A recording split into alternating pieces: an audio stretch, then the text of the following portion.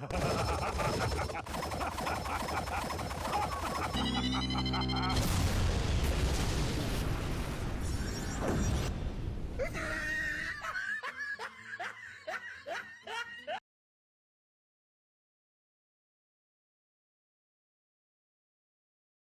everyone, I'm Geek Freak and welcome to the video. Guys, I love the series Bleach. And to those of you who don't know, roughly around 4 to 5 years ago, Shueisha forced Kubo to end the Bleach manga in 5 chapters. And I'll tell you guys something now, I was not happy about this. I was fuming when I heard about this. And I swore to myself I would never watch anything that Shueisha would make in the future because of how they treated Bleach. However, apparently the Bleach anime is going to make its return next year, and as a Bleach fan, I am so going to watch that. Now, even though the manga was cut short, there are the novels that the fans can read, and the novels do explain what happens after the fight with the Quincy's, and what happened to certain characters. Hell, would you believe that Dunkanoji actually has a relationship with an Oronkor? Yeah, that actually happened. By the way, spoilers.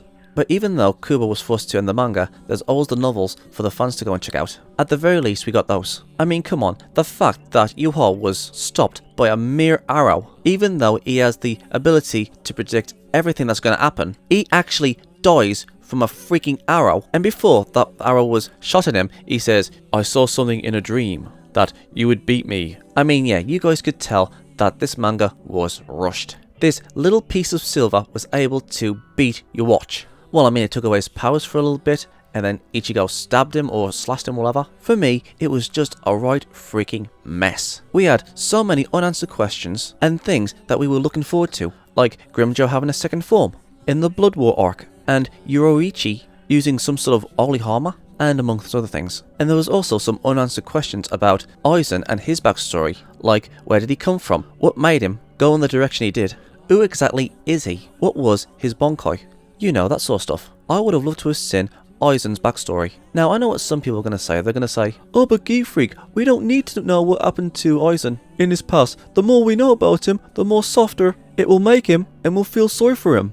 Well, here's the thing. Loads of people have been comparing Aizen to Madara Uchiha. Aizen is the Madara Uchiha of the Bleach universe. I mean, if they can make Madara Uchiha's past, then why not Aizen's? You guys have to remember that every single human isn't always evil. And you know what, I don't care if it makes Aizen look soft. I truly want to know what his backstory is, and what put him into this direction. But okay, I'm going off topic. Now, here's the thing. They forced Kubo to stop the manga in 5 chapters. And after that, Kubo was working on his new manga, Burn the Witch. And guess what? Guess freaking what? This is actually a sequel to Bleach. And guess what else? In the manga, Urahara says there was a western branch of the Soul Society, and apparently these characters that you can see on here is part of an organization that destroys dragons. And I'm going to tell you guys something now, I haven't read the manga and I haven't watched the anime series. The only reason I knew this was because I watched James Hansen's video on this. And again, the organization that these characters you can see on here is the western branch of the Soul Society, apparently. That's what James Hansen said in his video anyway. And when he told me all the details, what this series is and what the organization is, and what they do, I was riddled with confusion. Because here's the thing, in Bleach, it's all about the souls, the afterlife, the Shinigami, the Ronkors, the Quincy's, you know, basically the whole afterlife. And then when I watched James Hansen's video on Burn the Witch, and he said that this is the western branch of the Soul Society, I was like, hold on, what does dragons have to do with the afterlife? Where's the western versions of Soul Reapers, or in this case, Grin Reapers? How the hell are the western branch and the eastern branch connected? You would have thought we would have saw dragons in the Bleach universe and hollows in the western branch. And also, the Soul Society is in the afterlife. And for what I've seen, Reverse London doesn't look like it's in the afterlife. To me, it makes no sense at all whatsoever. I was expecting a western equivalency to the Soul Society, again like Grin Reapers and their version of fighting and their version of hollows and so on and so on. But instead, these guys are fighting dragons. I mean, hell, the Black Butler series has Grin Reapers in them, and the Grin Reapers from that series actually fits the bill of what Grin Reapers are supposed to be in the western branch. It's in the afterlife. They gather souls. Just put in a few hollows and Quincy's, etc, etc, and this would have been all set. And the fact they forced Kubo to end Bleach, but he's allowed to start another series, just really ticks me off. If you ask me, I think this series was just a way to calm down the fans a little bit, saying, oh, this is the western branch of the Soul Society. And you know what? I cannot make the connections. And you know what? I'm not mad at Kubo for making this series. I mean, anything that Kubo makes, I'll watch. But I cannot bring myself to actually watch Burn the Witch. Again, it's not because I'm mad at Kubo, but because I'm mad at Shueisha and the fact that the style of the characters are very similar to Bleach's style. Now, I will say this. If Kubo had his way, and he made his manga to the length that he wanted, and he actually finished his manga to how he wanted it, and then he decided to make Burn the Witch, and I was told that this was the Western branch of the Soul Society, then you know what, I'll be all over that. But I just can't bring myself to go and watch and read Burn the Witch. Now, I want to get back to the main point as to why I made this video. And it is this. It's a known fact that Kubo wanted to continue the manga of Bleach until his editors told him to finish the manga. And from what we got from the novels, I'm going to assume that these are ideas that Kubo wanted to put in the manga. Now obviously, they're not all of his ideas because, you know, he had to make altercations to fit into the story. But I can assume there are ideas in this novel that he wanted to put in to the manga. I haven't read the entire novel, but I have read a few ideas of what's happened in the novel. Like again, Don Kanoji having a relationship with an Oronko, but again, I'm getting off track. I want to concentrate on the end of Ywatch's fight with Ichigo and what comes after the fight with Ywatch and the Quincy's. Now the thing is, we know that the fight was forcibly ended because Shueisha says, oh, finish the manga in 5 chapters. And Kubo brought in that stupid arrow that would make Ywatch lose his powers temporarily. And that would be the time for Ichigo to kill Ywatch. And the fact that Ywatch said, oh, I saw it in a dream, was just absolutely ridiculous. Now, my question is this. How was Kubo going to have Ichigo beat Ywatch originally? Because I don't think that the arrow that defeated Ywatch was ever going to be introduced. And Ywatch is overwhelmingly powerful and he can see into the future of what's happened, what's going to happen. So how was Ichigo going to beat Ywatch originally? That is a question that I would like answered. Or at the very least, we could come up with our own theories on how Ywatch was originally going to be defeated. I would have totally been happy if we came up with our own theories, if we're not going to be getting any answers from Kubo. Now let me ask you guys something. How do you think Ywatch was going to be defeated originally? What do you guys think? Please come up with your own theories in the comment sections below, or make a video about it. I would like to hear your theories on how Ichigo was going to defeat Ywatch originally. And there are other things that we never got to see in the war arc, like Grimmjow's second form. I mean, come on, you guys can't expect me to think that Grimmjow doesn't have a second form like Ukiura. I mean, yeah, sure, Grimmjow could, you know, be like training to get himself more powerful, but come on, he needs at least a second form just to keep up with the Quincy's. And the same goes for Nell. I am 100% sure that Grimmjow was meant to have a second release, just like Ukiura, and we never got to see that rematch between Ichigo and Grimmjow. It's crystal clear that the only reason Grimmjow was helping was so that he could fight Ichigo again. But guess what? We never saw that fight, and it's been stated in the novels that Grimmjow, Nell, and Haribel survived the Blood War. And I don't think Grimmjow has fought Ichigo yet in the novels. And we don't know what happened to Nell or Haribel or what happened to the other Oronkors in Las Noches. Because I know for a fact that Nell has a fondness for Ichigo. I mean, for all we know, Nell and a few other Oronkors might actually hang out with Ichigo. I mean, who knows? Maybe Horihime might actually start having a relationship with Loli. I mean, she did save her in the Blood War alongside other Oronkors. There are loads of things that could have happened in the war arc. And there was other things that we never got to see in the Blood War, like Yuriichi's holy armor that we never got to see. And I'm 100% sure that we never got to see Ywatch use his full power. I mean, yeah, he was casually destroying everything, but we never got to see how Ywatch would use his power if he was in a desperate fight against Ichigo. I mean, look at Grimmjow, look at Ukiura, look at Renji, look at Byakuya, look at Aizen, and amongst other characters. When they was fighting Ichigo, they had to give it their all in order to try and defeat Ichigo. But Ywatch never took Ichigo seriously. I mean, yeah, Ywatch would destroy Ichigo's sword a couple of times, but we never ever got to see Ywatch go toe to toe with Ichigo. For me, I don't think there was actually a really good fight between Ywatch and Ichigo. I mean, yeah, there was fighting, but I didn't really feel that we got the fight that Ichigo had with Aizen, Grimmjow, Renji, Byakuya, and so on and so on. There was never that ultimate showdown with Ywatch. Ichigo just slashed him and that was it. All thanks to that goddamn stupid arrow. And we never got to see Ichigo's absolute pinnacle of power. I mean, what would happen if Ichigo couldn't defeat Ywatch? I mean, would White come back? Or would Ichigo have some sort of trick up his sleeve? Because in every fight that Ichigo has had, he's either had backup, or he had a trick up his sleeve, or white would help him? What would Ichigo's trump card actually be? And what was Ywatch's trump card? And that is something I don't think we'll ever know. Again, thank you, Shueisha. I mean, come on, Ywatch had a plethora of abilities and powers and etc, but we never got to see him use any of that. The Soul King, the Almighty, the Quincy powers he took back, all of it. Ywatch was insanely and incredibly powerful. So what was Ichigo gonna do about Ywatch? What was the original plan? And I know I said this before, but what about Aizen? What about his backstory? Where did he come from? What made him hate the Soul King? What made him go down this path? Why did he hate the Soul King so much? And what about Ichigo's true Bankai special ability? I don't think we've actually ever seen that, especially when we saw Ichigo in his fused hollow form. I mean, can you guys imagine how powerful it would be if we saw Ichigo use his true Bankai special ability in his fused hollow form?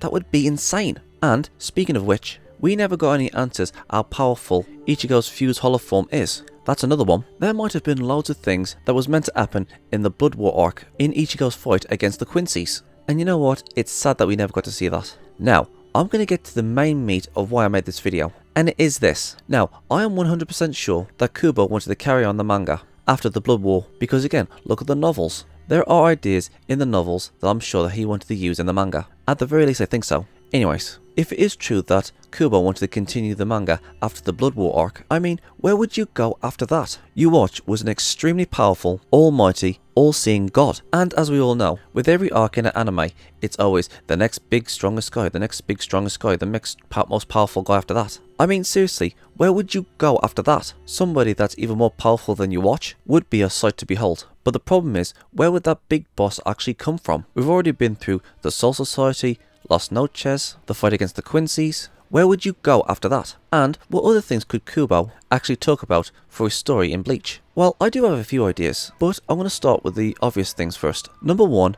Aizen's backstory of who he is, where did he come from, what motivated him to do what he did. That's number one. Number two is the origins of everything in the Soul Society. Like, how did the Soul Society begin? Where did Las Noches come from? Where did Hell come from? How was everything established? I mean, seriously, if we can have an origin story of where all the chakra came from in Naruto with Kaguya, then why can't we have an origin story for Ywatch and the Soul Society and Hell and Las Noches? So that's number two. Number three is the four houses of the royal family. We never got to see how the royal families rule the Soul Society, what their purpose is, where they came from, or how powerful they are, and how Ichigo is connected with them. We never got to see any of that. So if you ask me, I definitely think the four royal houses should have been introduced and see what their purposes are and who they are, etc, and how Ichigo is connected with them. Number four, who exactly is the Soul King? Who is he? Where did he come from? What's his backstory? That's another one. Number five, the history and the backstory of the wars that the Soul Society has had with Quincy's, Hollows, etc. You know, basically stuff with Yamamoto. Like, where did everything begin? The establishment of the Soul Society. How did it all start? Did the royal families have something to do with it? This is something I would like to know. Number six, fixing the Soul Society. It is crystal clear that the Soul Reapers don't care about the souls that resides in the Soul Society. I remember a panel, I can't remember where, but I think it was Mayuri who said he used the resident souls of the Soul Society in an experiment or something. To be honest, I don't think the Soul Society even gives a crap about the well-being of the souls that resides in the Soul Society. I think they actually might be expendable to them. I mean, do you guys remember that bird that had the soul of a little boy in it at the beginning of the series? I can't remember his name, but he was sent to the Soul Society thinking that he would see his mother again. But from the last time we saw him, we never actually see him with his mother. In fact, we never actually saw Orihime's brother. I mean, the Soul Reapers don't even care if the souls who come into the Soul Society ever see their families again, because a few things could happen to a soul. Number one, they could go to hell. Number two, they could be eaten by a hollow and turn into a hollow in turn, and the hollow becomes a Menos, and then an Up-Uchas, and a Vastalotus. Or the families of that soul could be on the other side of the Soul Society, because the Soul Society is freaking huge. So they should at least try and fix the Soul Society and help the souls reunite with their families. That's if they are in the Soul Society. Because if you ask me, death has actually separated families more than actually reuniting with them. Because again, who knows? They could be in hell, they could be eaten by hollows, or they could be on the other side of the Soul Society. And the Soul Reapers need to show more concern for the souls in the Soul Society, because it is clear that they don't care about the well-being of that soul. Well, that's what I think anyways. And I'm not gonna lie, I can't think of anything else of what they can explain within the story of Bleach. But if there's anything that you guys think that I've missed, please let me know in the comment sections below, because it would be much appreciated. These are all the things I think Kubo could have used in his manga of Bleach. But again, I might have missed a few things out, and there are probably things that you guys would like to see in the manga of Bleach if it didn't end, thanks to Shueisha. Again, please let me know in the comment sections below. In fact, I've always thought Aizen was a triple agent, because throughout the series, he doesn't seem to me to be like an all-evil character. To me, I think there's more to what Aizen leads on. I mean, you guys can disagree with me if you want, but I've always had this inkly feeling that Aizen was the good guy all along. For me, something didn't seem right with Aizen. There seems to be more than meets the eye when it came to Aizen. But you know, that's just me. But you guys can disagree with me and just say, oh, he wanted to do this, he wanted to do that. But for me, again, there seems to be more than meets the eye when it comes to Aizen. Now, I am going to get to the bone as to why I made this video. I was thinking about this some time ago when I was on Clyde's Twitch stream, and I wrote down, if Kubo wanted to continue the story of Bleach after the Blood War, then where could Kubo go from there? What would be the next big bad? Because again, Ywatch was an extremely powerful force for Ichigo. He could see the future, he had loads of Quincy's powers, he had the power of the Almighty. He was insanely powerful. I mean, obviously Kubo had to tie up loose ends with the Ronkars and the Quincy's and etc, etc. But let's just say, for example, that Kubo wanted the ending the way he wanted it, with Ichigo versus Ywatch. And I'm not talking about the crappy manga ending that we had thanks to Shueisha. I'm talking about the ending that Kubo wanted. Let's just say, for example, that Kubo wanted Ichigo to defeat Ywatch the way he wanted it, and Ichigo won. What would be the next big bad? Because we've done Hollows, the Soul Reapers, the Oronkars, the Quincy's, and we've had fillers with the Bounce and the Swords, the new captain, etc, etc. And like I said earlier, Kubo could have brought in the royal families, a backstory for Aizen, Grimmjow's second form, the holy armor, etc, etc, etc. You know, all that stuff. I want to see all the answers to questions that we never got in the series. Like what happened to this character, what happened to this character, what happened after that, you know, all that stuff. You know, all the stuff I was talking about earlier. And all the stuff that you guys want to know. Kubo could put all those things in the manga if he continued. But what would be the next big bad after Ywatch? Because seriously, Ywatch was an insanely incredible powerful antagonist. Where do you go after somebody like Ywatch? And like I said earlier, I was on Clyde's Twitch and we was talking and I said, where would Kubo go after Ywatch? And a few people said in the comment, hell. And I was like, holy crap, that is a very good idea. I mean, yeah, we've already had a movie about hell in the Bleach movie, Bleach Hellverse. I mean, if you guys really think about it, it doesn't have to be evil souls that goes to hell. I mean, there could be loads of other things down there. I mean, for all we know, there could be like a Satan equivalency in the Bleach series. That's probably the most powerful evil being in the Bleach universe. Like, maybe he's the ruler of hell, or maybe he's trapped down in hell, thanks to those god-awful chains. Now for me, I think this would be perfect for a final saga for Bleach. We've already had the Soul Society, we've already had Waco Mundo, we've had the Quincy's, and the last realm to visit would be Hell. This would make perfect sense. Like maybe the final and most evil antagonist might have like an army down there. Maybe Hell was meant to seal this entity forever. Like maybe it's a demon that came into being before the universe began. Or maybe he's the equivalency to the Soul King, and he's many times over much more powerful than Ywatch. I mean, this entity could be so much more powerful that this entity even scares Yamamoto. That's how frightening this entity would be. But here's the thing, it can't just be, oh, there's this evil entity and it's got an all army and it wants to destroy the world, the Soul Society and Waco Mundo. There also has to be other things for Ichigo to think about and do. Now we know that Ichigo was in the Hellverse once before and he had to fight sinners to go and get his sister back, and he also sealed Kokoto. They could also bring him back. But what else could the series do? And then I had an idea. Do you guys remember earlier when I said that the Soul Society didn't care about the souls meeting up with their families, and the Soul Society doesn't care what happens to the souls? I mean, sure, yeah, they've got to keep the balance of the world in check, but the current system of the Soul Society isn't really that good. And like I said, they need to fix the current system in the Soul Society. And this got me thinking about Hell. What if Hell had a broken system? Now we know all the evil souls go to Hell because they committed a crime during their lifetime.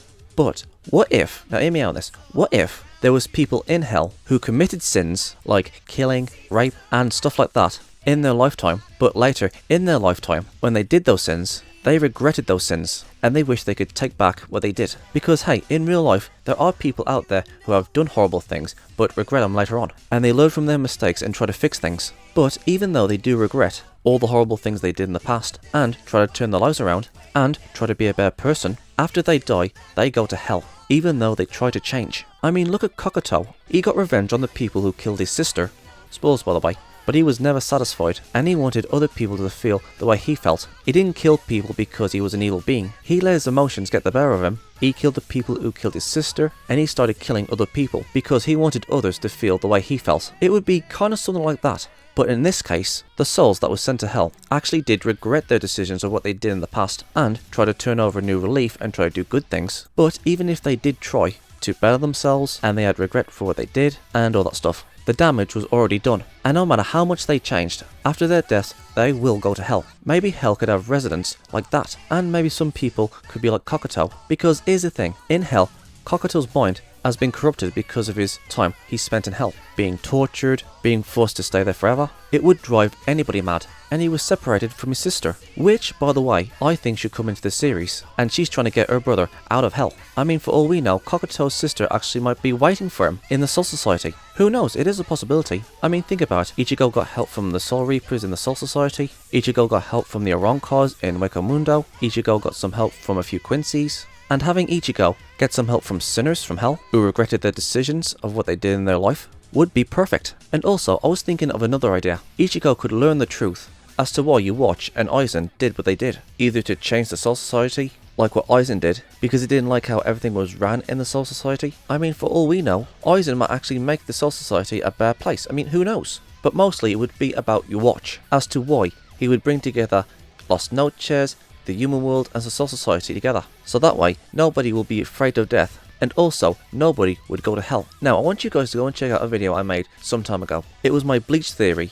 Everybody in Bleach will eventually go to hell. I'm not going to explain it here. You're just going to have to go and watch it for yourselves. But I'll just give you a little bit of a summary. Basically, when a soul dies and gets reincarnated and dies and reincarnates, going from the human world to the Soul Society, the human world to the Soul Society, that's if they don't get turned into a hollow. Anyways, basically, the longer that soul exists, going through its cycle of dying, reincarnated, the longer it exists, the more dark it gets, and the longer it exists, the more bad things it does, to a point where it will do such horrible atrocities, like murder, rape, etc. in that lifetime. After that soul dies, it will go to hell. Oh, and also, I just had another idea. Remember what I said about souls who have done horrible things and they regret what they did in their lifetime? Like murder, rape, etc. But even though they regretted it and tried to change for the better, but they still went to hell anyways?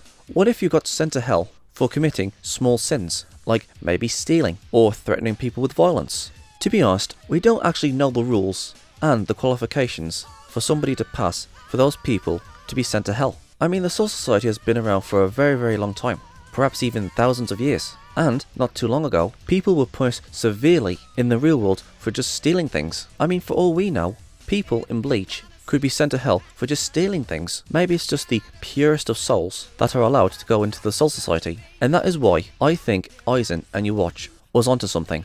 Aizen didn't like the current system of the Soul Society, and Ywatch wanted to combine the human world, the Soul Society, and Wako Mundo, so that way nobody will have to be afraid of death and they can live as long as they want. And that way, nobody will have to go to hell. And also, I said this in my Bleach video, eventually everybody will go to hell. Why didn't Ywatch do something about hell anyways? What was his plans for hell? Why didn't he include hell? That's also something else I would like to know. So yeah, maybe Ichigo might actually meet people in hell who has done lesser crimes like stealing a loaf of bread or something along those lines. And Ichigo is so shocked by this that there are people who got sent to hell just for meager, small sins. And after coming to this realization, Ichigo himself might actually want to change the current system. I mean, come on, it is a possibility. I mean, think about it. Aizen was right about the current system in the Soul Society, and Ywatch was right about life and death. Nobody would have to be afraid anymore, so they can live as long as they want. And that way, nobody would have to go to hell. So maybe, just maybe, Ichigo might be the one to change all of that. The Soul Society and the rules of hell. Because, hey, if Ichigo has to be much more powerful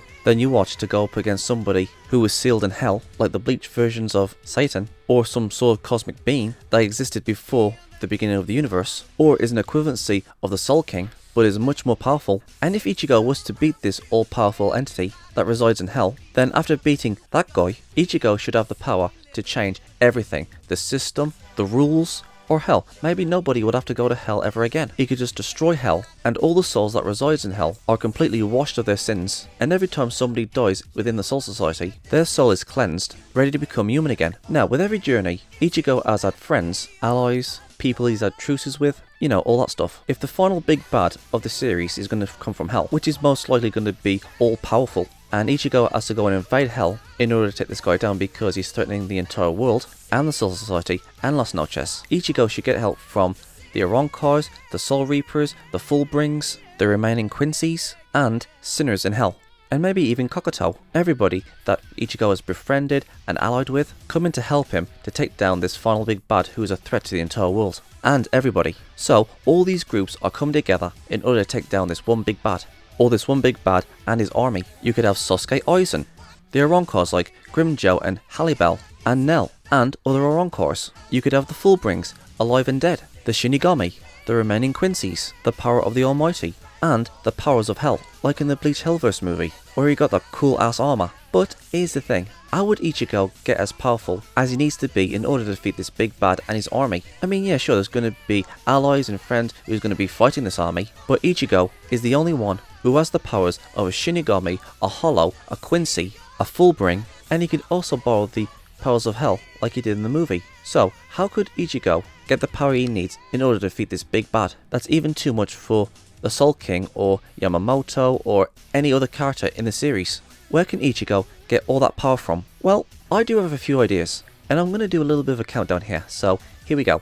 Number 1, Ichigo could get a second release, just like what Yukiura did in Ichigo's fight against Ukiura. I mean, come on, Ichigo is part Hollow, or Arrancar, or Vizard. If Ichigo is part Hollow, then who's to say that he can't have a second form or a third form like Ukiura? I mean, yeah, we've only ever seen Ukiura have a second form, but who's to say that there isn't a third form for the Arrancars? So, Ichigo's fused Hollow form might actually have a second form, because again, he is part Hollow. So, Ichigo's Hollow half could have a second release, so there's that. Number 2, Ichigo could learn what his Quincy powers are. I mean, think about it. All the Quincy's that we've seen through the Blood War arc all had different special abilities and techniques, and we've seen Ichigo use his Blood Vein, which is a Quincy technique. So, for all we know, Ichigo's Quincy side might actually have its own abilities and techniques. So maybe somebody on the Quincy side could help him bring out his Quincy abilities and techniques. Or hell, maybe one of the Quincy's can give Ichigo a few items and objects, just like what the Quincy's had in the Blood War arc. So there's Ichigo's Quincy side, where he needs to bring out his Quincy abilities and techniques.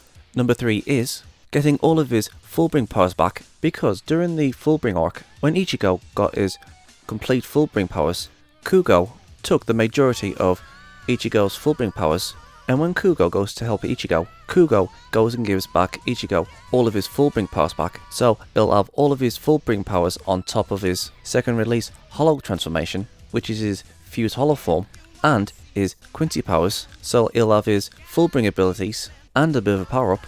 Number 4 would be power-ups and techniques that he would get from the 4 houses or the royal family, because remember, Ichigo's father is part of the royal family, so who knows what sort of items or power boosts that Ichigo could obtain from the 4 houses or the royal family. I mean, come on, there's gotta be something there for them to give Ichigo. There must be something. Number 5 is Aizen using the Okyoku on Ichigo to fully bring out his true power, just like what the Okyoku did to Aizen. I mean, come on, if the Okyoku can do something for Aizen, then why not Ichigo? Number 6 is both Zangetsus helping out Ichigo. These two would be a huge help. I mean, hey, who knows, maybe these two might actually fuse and become a much more stronger entity. Number 7 is help from the Soul King. I mean, come on, if Captain Ukitake can have a part of the Soul King within him, then why can't Ichigo? Maybe having something from the Soul King would help Ichigo in his fight against Hell's forces. Number 8 is training to completely perfect his Shinigami forms.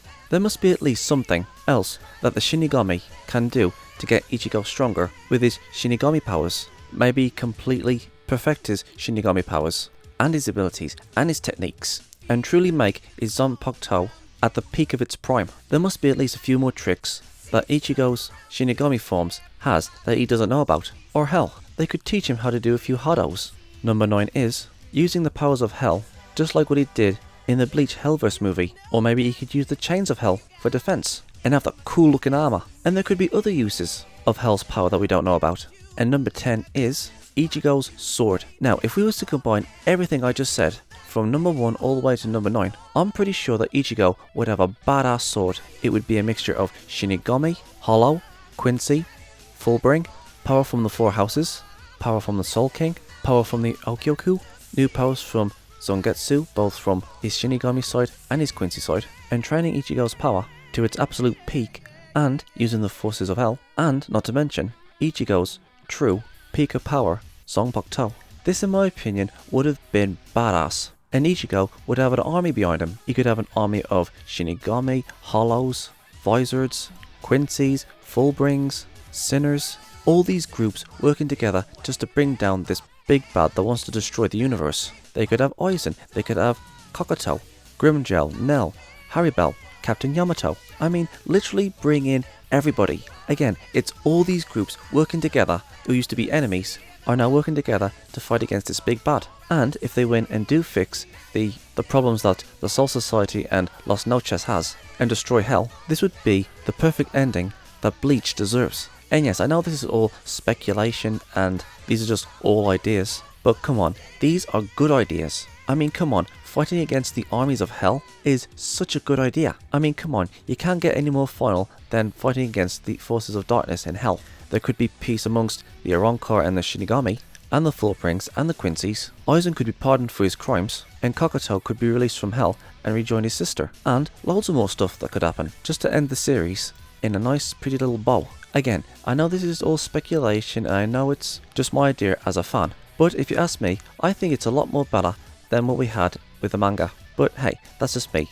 Okay, I just want to do a little bit of an update. In this series, Ichigo helped out Rukia, and then he went and helped her by invading the Soul Society and fighting Shinigamis, and then after that, Ichigo was training to control his inner Hollow, and then he went to Las Noches to rescue Orihime, and he defeated loads of Arrancars, and then Ichigo lost all of his powers after he used his most powerful technique on Aizen, and then Ichigo was training with the Fullbrings to unleash his own Fullbring powers and see the dead again, and thanks to Rukia, Ichigo regained his Shinigami's powers back, Ichigo defeated Kugo, and then after that, Ichigo went to Las Noches to help the Arrancars fight off the Quincy's, and once they did that, they went to the Soul Society to also fight off the Quincy's that was in the Soul Society, and then Ichigo had his weapon destroyed, and he had to have it reforged, and Ichigo got even more powerful, and then he defeated Ywatch. And of course, Ichigo had to go to hell in order to save his sister, he gained a power-up, and defeated an enemy. And that's what Ichigo has mostly done throughout the series, helping out people, trying to get stronger, invading the enemy's territory, taking people down, sparing people. That's what Ichigo has been doing most of the series.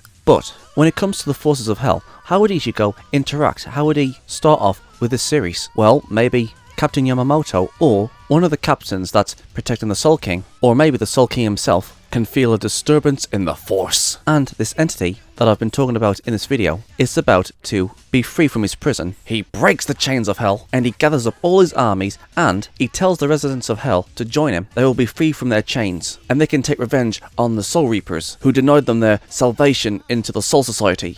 And not only that, do you guys remember in the Bleach Hellverse movie where Kokoto told Ichigo, at the bottom of hell there's sand and it's the remains of the souls that have lost the will to regenerate and come back to life? Well, this entity sucks up all that sand and becomes even more powerful, and also he also sucks up all of the weak souls that isn't able of fighting in his army. I mean, yeah, this entity has his own army, but he's also recruiting strong sinners, and there has been a lot, and I mean a lot of sinners that was sent down to hell, and thanks to all this sand and the weak souls that he's absorbed, he has become much more powerful, and he also destroyed all the guardians that was eating the evil souls, and he took all of their power. So now, he has made hell his base of operations. He's destroyed the chains of hell on himself, on his army, and the sinners who decided to join with him. But there has been some sinners that refused to join him, like Kokoto, and other sinners that weren't that evil. I mean, there could be sinners like in the hundreds or something that was in hell just for doing meager sins, just like I told you guys earlier. Especially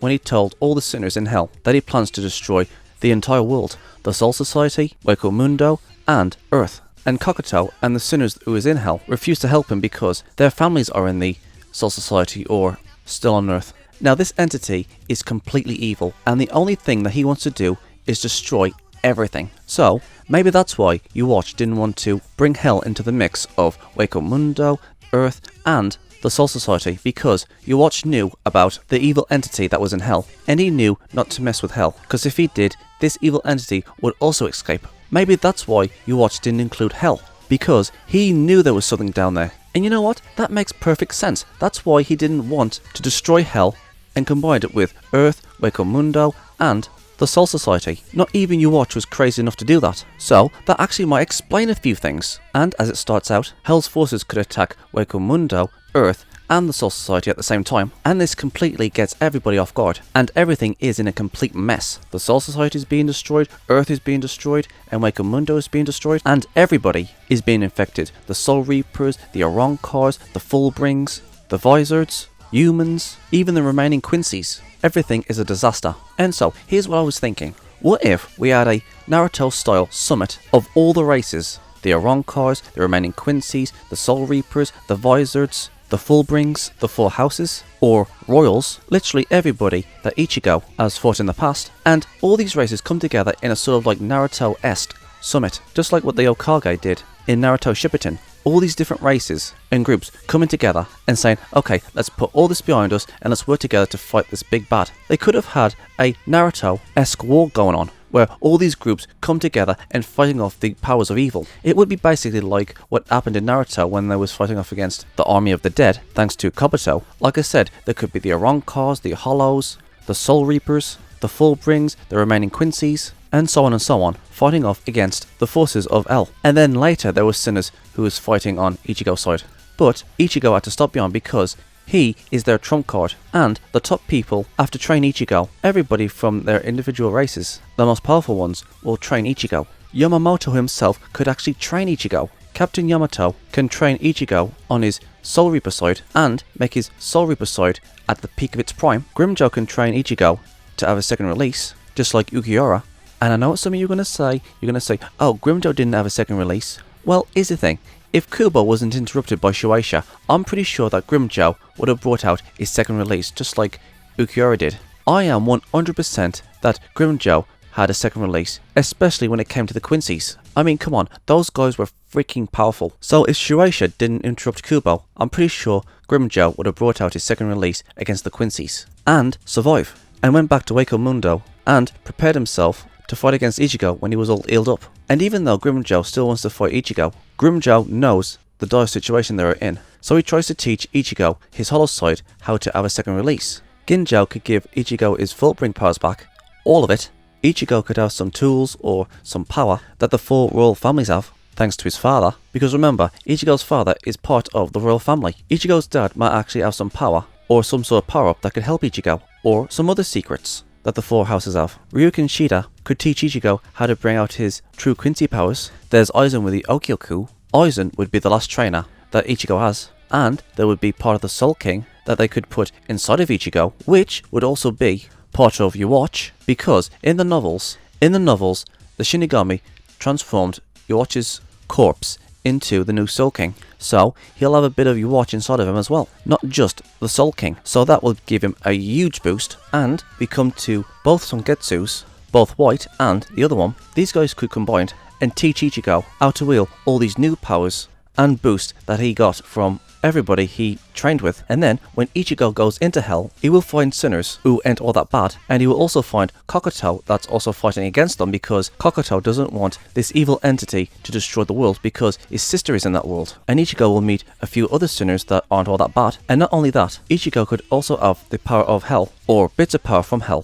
from those giant things, just like what happened in the Hellverse movie, to give him some more power. This, in my opinion, would be peak Ichigo. All these power boosts, all these trainings, all this equipment that he trained for, and equipment that was given to him, all this stuff that people have trained him for, given to him, everything that he's earned just to take down this final bad and his armies. And it's not just Ichigo who is fighting in this war, it's also the Shinigami, the Quincy's, the Oronkar, the Fullbrings, the Vizards, the Sinners who don't want nothing to do with the evil entity. All these other groups come together to fight this army, But here's the kicker. The army of hell cannot be defeated easily because once they die, they will go back to hell, be reincarnated, and get ready to fight again. And if Ichigo's friends or allies die in hell, just like in the Hellverse movie, they too will get chains on them and they will be captured. And this can happen to anybody. Shinigami, Arrancars, Fullbrings, etc, etc. We could have Captain Yamamoto on the field, we could have Aizen on the field.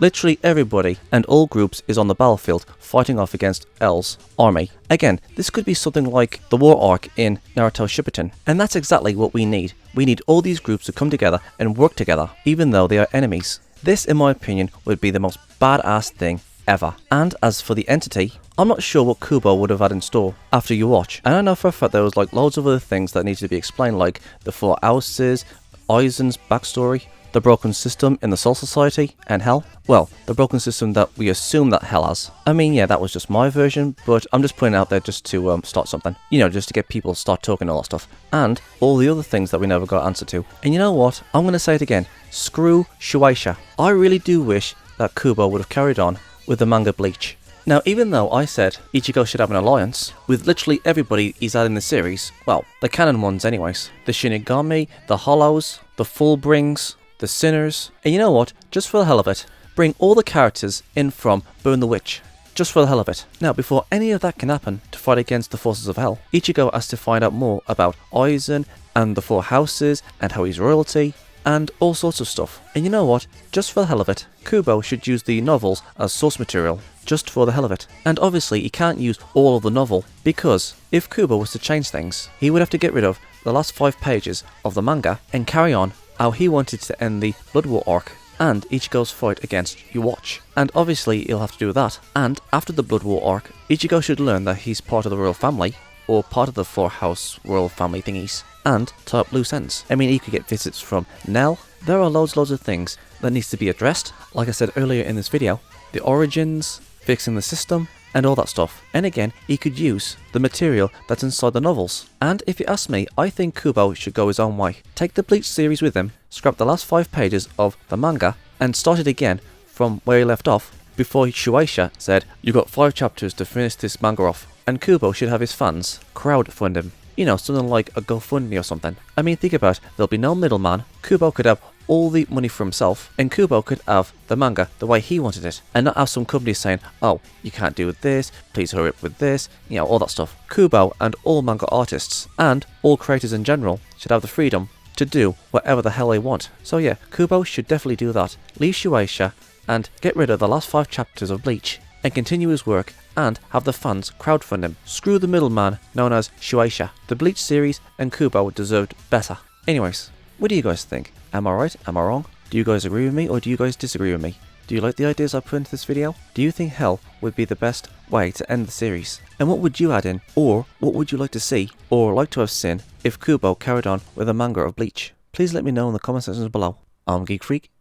Peace out. Thank you guys for watching. And if there's a series you want me to check out and review and give my thoughts on it, or if there's a top 10 list you want me to do, or any reactions, or responses, or rants on anything geeky, just leave links and comments in the comment sections below, and I'll get to them as soon as I can. Don't forget to like, subscribe, put the bell on, share this video, and leave a comment in the comment sections below. And as for my social medias, I'm literally freaking everywhere! I'm on most video platforms, social medias, forums, and support sites. It's best to pause the video and see where I am. Literally all of this is down in the description box below. So if you want to go and check those out, please do. I'm Geek Freak. Peace out.